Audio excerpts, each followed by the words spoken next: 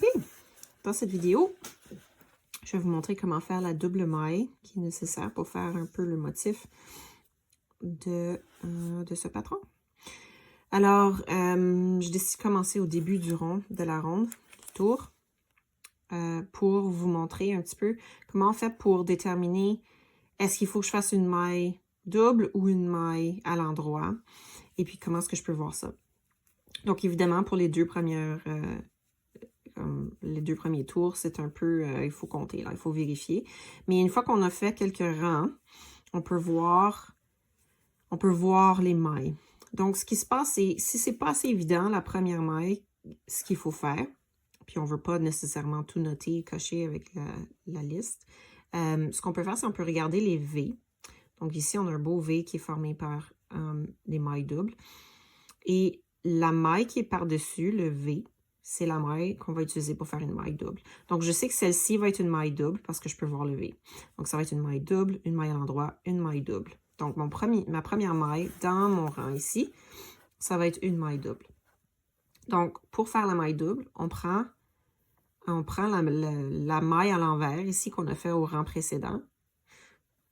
Et on prend également le brin avant de la maille qui est sur notre aiguille et on les tricote ensemble à l'endroit. Ensuite, notre prochaine maille, c'est une maille à l'endroit. Donc, on tricote tout simplement. Ici, je vais remontrer. On prend la maille à l'envers. Ici, on prend les deux brins. On s'assure de prendre les deux brins. On prend la maille à l'envers et le brin avant de la maille qui est sur notre aiguille. Et on les tricote ensemble. Bon, c'est peut-être difficile pour certains d'entre vous. Peut-être que vous voulez faire un petit raccourci. Je vais vous expliquer comment on peut faire. Bien, c'est pas vraiment un raccourci, c'est en fait un peu plus long. Mais peut-être que vous allez vous sentir un peu plus confiant. Donc, si vous choisissez cette option, il faut vraiment bien suivre cette directive. Sinon, ça va aller mal. Donc, on prend la maille à l'envers. On la place sur l'aiguille. Si vous avez peur de pas bien attraper vos mailles. Par contre, si on fait ceci, on voit que ça forme un X. Il faut faire attention. On ne veut pas aller ici comme si on tricotait deux mailles ensemble parce que ça va torsader notre brin ici, notre maille à l'envers.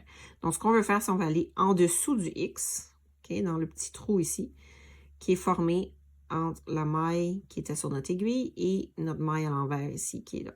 Donc, ça nous permet d'aller dans le brin arrière de la maille à l'envers et le brin avant de la maille qui est sur notre aiguille. Donc, en faisant ça, j'ai quand même deux mailles ici sur mon aiguille. 1, 2, pardon, c'est pas très beau. 1 et 2, voilà. Et on les tricote ensemble. Ça donne exactement le même résultat que la méthode d'avant. Vous voyez, ça fait quand même le beau V. La prochaine maille, on la fait à l'endroit. Ça fonctionne. Si on prend notre maille à l'envers, on la met sur notre aiguille, puis on va par ici, ça ne va pas fonctionner. Ça va faire, je vais vous montrer. D'abord, c'est très difficile. C'est pas évident à naviguer, mais vous voyez comment ce brin ici maintenant va couper à travers. Il a été torsadé un petit peu. Ce qui fait que quand je fais ma prochaine maille,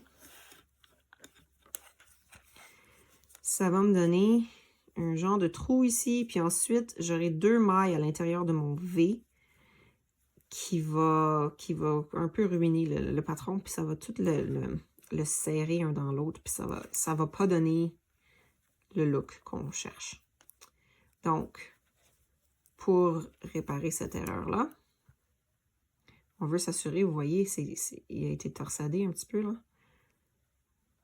Ça, c'est mon brin ici.